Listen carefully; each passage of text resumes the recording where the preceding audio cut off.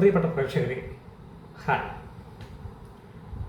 കുറച്ച് കാലമായി ഞാൻ വീഡിയോകൾ പബ്ലിഷ് ചെയ്തിട്ട് കുറച്ച് വ്യക്തിപരമായ പ്രശ്നങ്ങളാലാണ് എനിക്ക് അതിന് സാധിക്കാതെ വന്നത്. കഴിഞ്ഞ ഒക്ടോബർ 22-ാം തീയതി ഞങ്ങളുടെ അമ്മ മരിച്ചുപോയി. അമ്മ ഏറെ നാളായി സുഖമില്ലാതെ കിടപ്പായിരുന്നു. 3.5 വർഷമായി ഒരു ഹിപ്പ് ബോൺ ഫ്രാക്ചർ കാരണം നടക്കുവാൻ പറ്റുന്നില്ലായിരുന്നു. പിന്നെ വാർദ്ധക്യ സഹജമായ അസുഖങ്ങൾ കാരണം കഴിഞ്ഞ ഒരു 4 മാസമായി പൂർണ്ണമായും കിടപ്പിലായിരുന്നു. മരിക്കുന്നതിന് ഏകദേശം 1 മാസം മുമ്പ് തൊട്ട് തന്നെ ആഹാരം തീരെ കഴിക്കാതായി. വെള്ളം മാത്രമേ കഴിക്കുന്നുണ്ടായിരുന്നുള്ളൂ. അവസാനത്തെ ഒരാഴ്ച വളരെ കഷ്ടപ്പാടായിരുന്നു. അങ്ങനെ ഒക്ടോബർ 22-ാം തീയതി ആ മരണം സംഭവിച്ചു.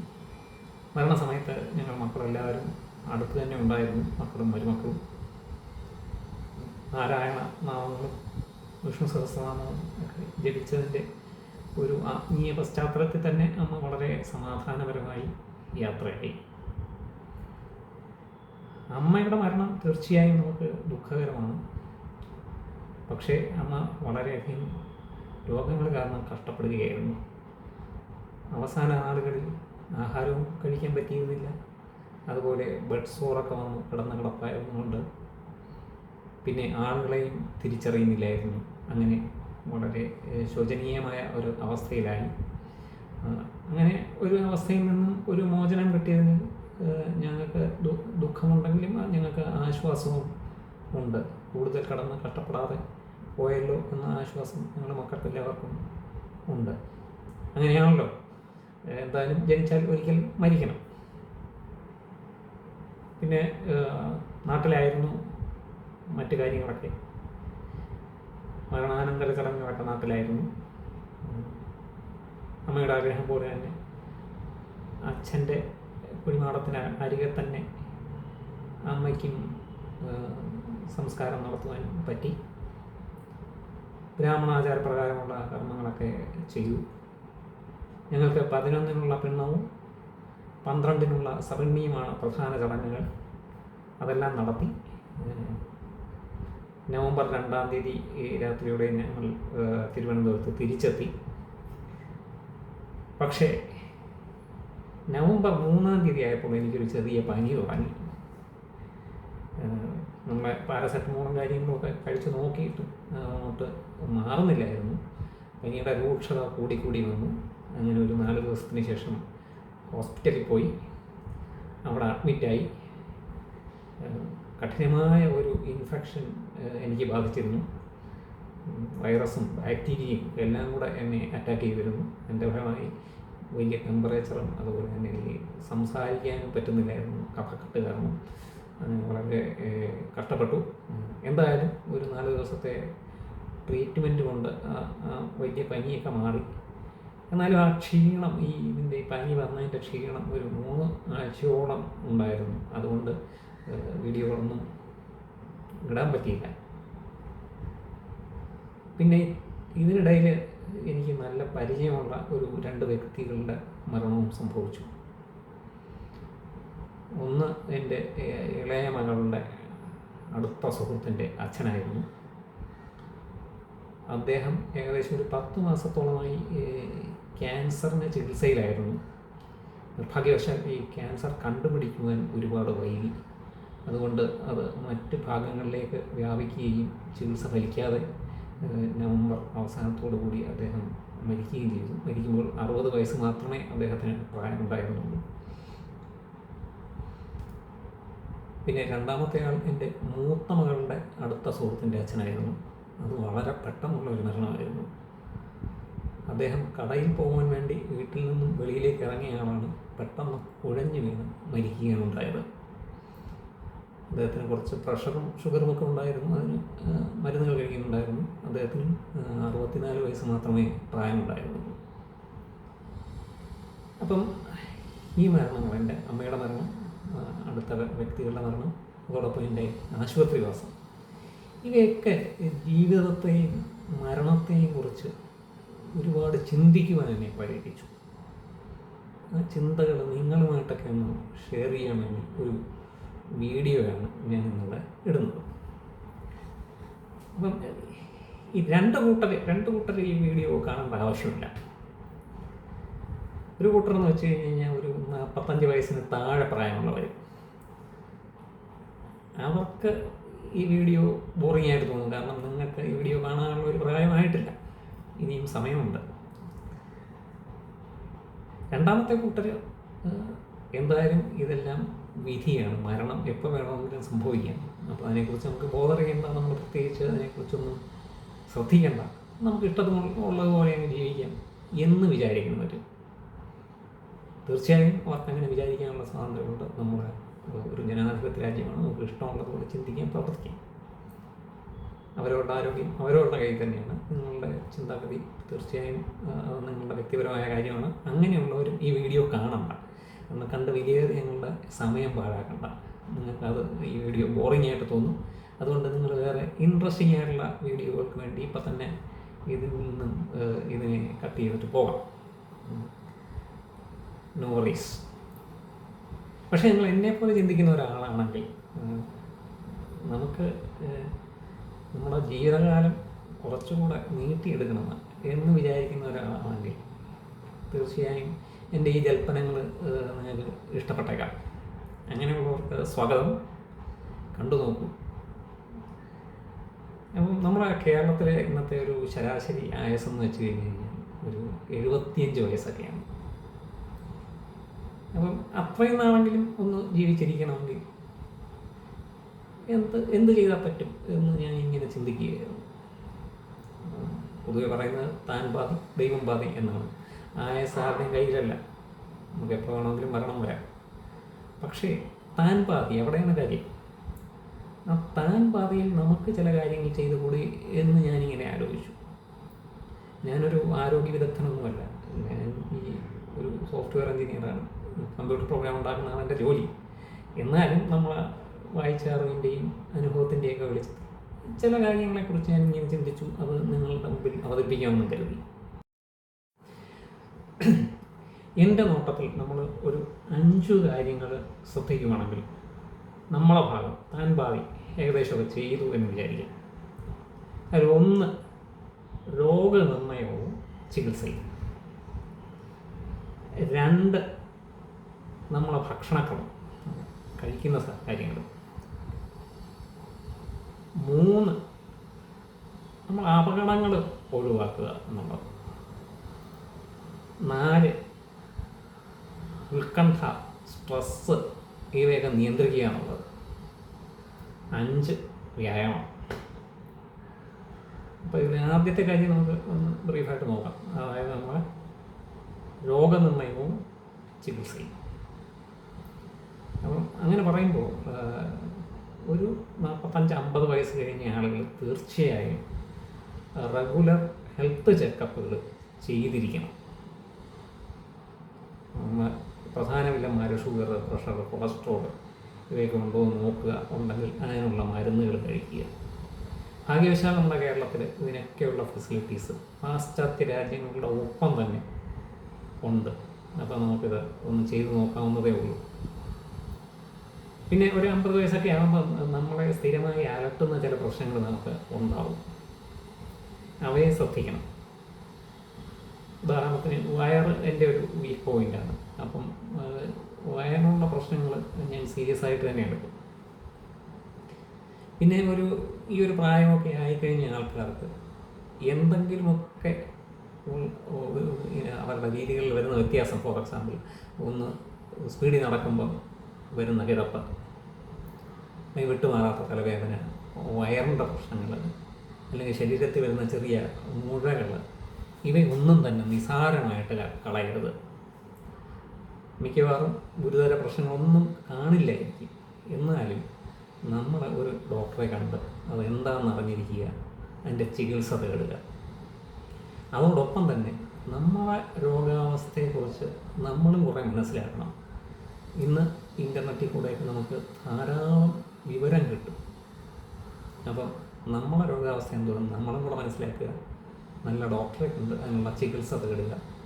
അതുപോലെ പനികളും മറ്റും വന്നു കഴിഞ്ഞാൽ സ്വയം ചികിത്സ 1-2 ദിവസം, അതിനപ്പുറം വെച്ചുകൊണ്ടിരിക്കരുത്. കുറയുന്നില്ലെങ്കിൽ ഹോസ്പിറ്റലിൽ പോവുക. അപ്പം ഇത് വളരെ പ്രധാനപ്പെട്ട കാര്യമാണ്. പല പ്രശ്നങ്ങളും ഇന്ന് ക്യാൻസർ ഉൾപ്പെടെ നേരത്തെ ഡിറ്റക്റ്റ് ചെയ്യാൻ പറ്റി കഴിഞ്ഞാൽ നമുക്ക് ഭേദമാക്കിയെടുക്കാം. ഞാൻ ഒരുപാട് ഉദാഹരണങ്ങൾ നമ്മുടെ മുമ്പിലുണ്ട്. പിന്നെ രണ്ടാമത്തെ കാര്യം, അത് നമ്മളെ ഭക്ഷണക്രമം. ഭക്ഷണം എന്ന് പറയുമ്പോൾ നമ്മുടെ ഉള്ളിലേക്ക് കുത്തിച്ചെലുത്തുന്ന എല്ലാം വരും. അതിൽ ദുശീലങ്ങളും ശീലങ്ങളും ഉണ്ട്. ദുശീലം എന്ന് പറയുമ്പോൾ ഒന്ന് നമ്മളെ പുകവലി, രണ്ടിങ്ങനെ മുറുക്ക് പരിപാടി, 3 തങ്ങിയിടി.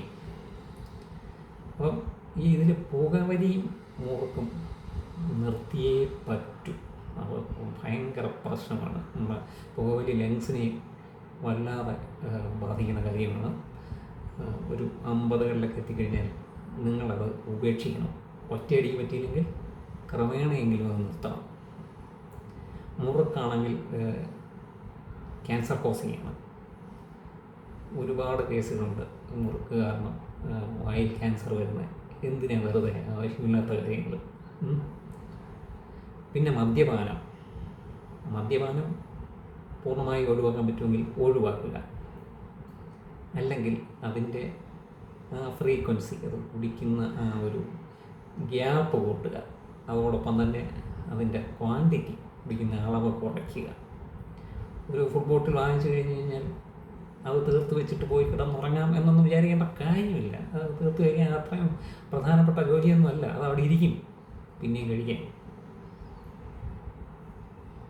അങ്ങനെ പിന്നെ നമ്മൾ സാധാരണ കഴിക്കുന്ന ഭക്ഷണത്തിൽ ഒഴിവാക്കേണ്ട കാര്യങ്ങളൊക്കെ ഉണ്ട്. ഒന്ന് ഈ പഞ്ചസാര, അത് വൈറ്റ് ഡെത്ത് എന്നാണ് പറയുന്നത്. മധുര പലഹാരങ്ങൾ, എണ്ണ പലഹാരങ്ങൾ, ഇവയൊക്കെ പൂർണ്ണമായി ഒഴിവാക്കിയില്ലെങ്കിൽ കുറയ്ക്കുക. നമ്മളെ നാക്കിൻ്റെ ടേസ്റ്റിന് പുറമെ പോകാതെ കുറച്ചുകൂടെ നമുക്ക് ആരോഗ്യത്തിന് ഉതകുന്ന ഭക്ഷണങ്ങൾ, പഴവർഗ്ഗങ്ങൾ കഴിക്കുക. അതുപോലെ പ്രോട്ടീൻ അടങ്ങിയ മുട്ടയും കാര്യങ്ങളും കഴിക്കുക.